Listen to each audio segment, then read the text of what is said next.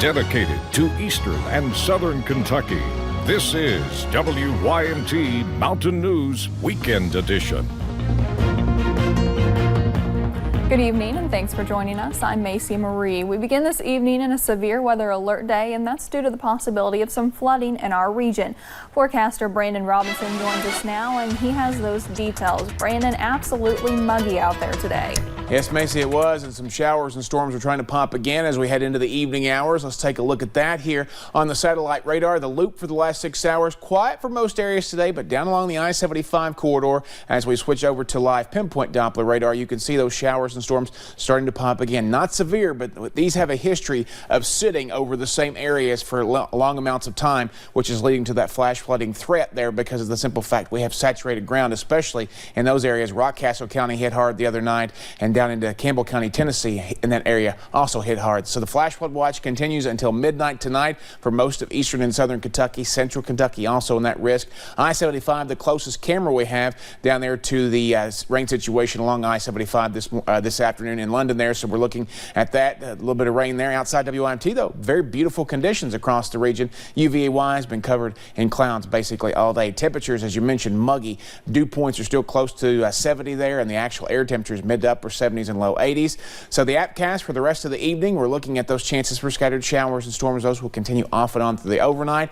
And then we're watching another system that could bring us some more chances for rain tomorrow. I'll have more on that in just a few minutes. Macy.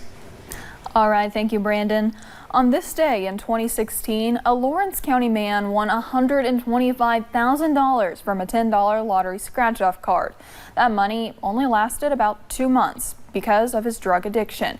Now he's in a much better place. WYMT's Marianne Fletcher caught up with this man today to hear his road to recovery. A typical gas station stop in 2016. Well, I was on my way to work one morning, and I just had a notion to buy a lottery ticket. Matthew Newsom paid for a $10 ticket. There's like 15 little boxes you scratch on each ticket, and like each one just kept saying 25 or, 2,500 times 2. What happened next? I was in disbelief for a minute. Changed his life, but in a different way than most. Oh no, I was in active addiction at the time. Addicted to pain pills, the extra money expanded his wallet and addiction. Yeah, probably the worst thing that could happen to somebody that was in active addiction. Now buying heroin instead. How fast did you blow through all that money? I would say about 2 months. Later that year, Matthew knew he needed to change. And after a relapse, he found help at Addiction Recovery Care in Lawrence County. And I've been clean since then, almost 18 months now.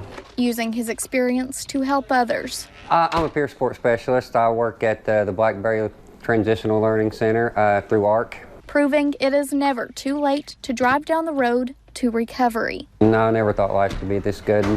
In Lawrence County, Marianne Fletcher, WYMT Mountain News. If you or a loved one is currently in active addiction, you can visit our website, WYMT.com, for more information on addiction recovery care. And a winning Powerball ticket was sold here in Kentucky for Saturday night's drawing. It was sold in Louisville. The drawing matched all 5 white ball winning numbers, but not the Powerball. That means the winner gets the game's second prize of $1 million. You can check out those winning numbers on our website, WYMT.com. Over in Laurel County, deputies say a woman was arrested after she knocked on the door of a detective while she was intoxicated. Deputies say Flora Profit from East Bernstadt was beating on the detective's door on Friday night, and she told deputies, "I used meth and jumped out of the car." Profit was charged with public intoxication and trespassing. She was taken to the Laurel County Detention Center.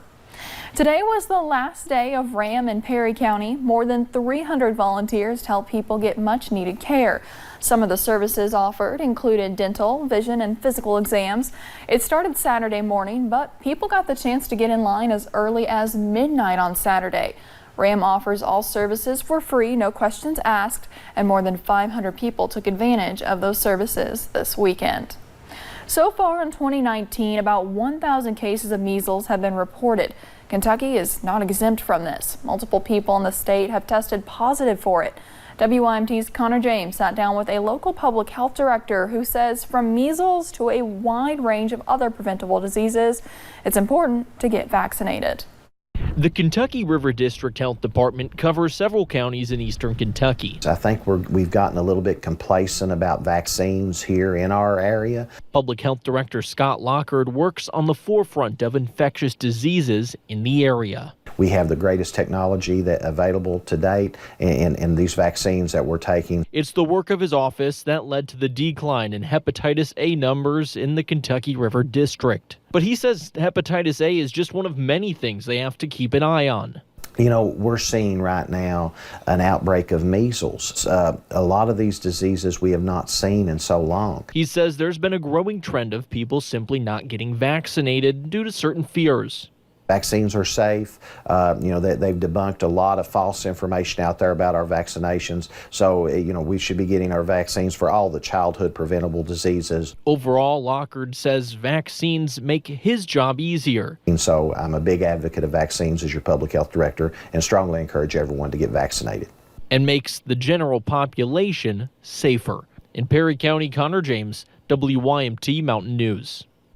If you have any questions, we have contact information to the District Health Department on our website, so you can go ahead and check it out over there. 46 years ago today, one of the greatest horses ever to race made history. It was June 9th, 1973, when Secretariat claimed the Triple Crown, the first in 25 years. His record-breaking run in the Belmont Stakes is often regarded as one of the greatest races of all time. Big Red, as he was called by his owner, blew the field out of the water with a giant 31-length win. Secretariat also set several speed records in '73. His time at the Kentucky Derby and Belmont Stakes still stand. The horse died in 1989. A man missing for nearly 7 days in an Arkansas forest is alive and okay. Search teams in the Ouachita National Forest found Joshua McGlatchy in a remote area about 100 miles from Little Rock on Friday night. That's according to Joshua's sister. McGlatchy, who is from Fort Worth, Texas, was hiking when he ended up in a wilderness area. Rescue teams took turns carrying him out of the area. He is now at a hospital recovering from dehydration. His sister said the team made a heroic effort. 2 people were killed when a small plane crashed on the North Fork of Long Island Saturday morning. The Beechcraft 836 with 2 people aboard went down at around 9:15 a.m. near Sound Avenue in Southold. According to the FFA report, CBS's Dave Carlin, Southold Town Supervisor Scott Russell, said both people on board were killed in the crash. Their names were withheld by police. Police say a dog on the plane, however, did survive. The National Transportation Safety Board is investigating that crash. Paratroopers from across Europe and the United States performed a commemorative airborne jump in Normandy on Sunday to honor the airborne assaults conducted by Allied air and land forces 75 years earlier. More than 900 military paratroopers from the U.S., France, and the U.K., the Netherlands, Belgium, Germany, and Romania jumped from C-130 aircraft into the Iron Mike drop zone near Saint-Mire-Eglise. The jump included a week of events commemorating the 75th anniversary of the D-Day landings on June 6, 1944. Iowa was crowded with Democrats campaigning for president this weekend, one of those including Pete Buttigieg. He hosted a picnic at a park in Cedar Rapids, Iowa today, and during a brief message to his supporters, Buttigieg said, "We need something from this era to break up the GOP monopoly on politics of freedom." We come together and we make sure that the future is better than the past. We make sure that we're walking together toward a more inclusive road ahead. And we need something in this era completely different than what we got in the White House.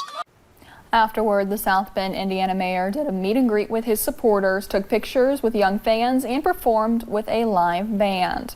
And a former president was out and about today in Georgia. Former President Jimmy Carter returned to Martha Baptist Church to teach his Sunday school class. That's for the first time since he broke his hip back in May. Mexico's president hailing Friday's agreement with the U.S. on immigration enforcement. The agreement led President Trump to suspend indefinitely tariffs he had threatened to impose on Mexico. Speaking at a rally in Tijuana Saturday, the Mexican president stressed his desire for dialogue and cooperation with the U.S. The president spent part of his speech addressing history between the two countries. He also says that humanitarian aid for asylum seekers would begin coming next week. And still to come on Mountain News Weekend Edition.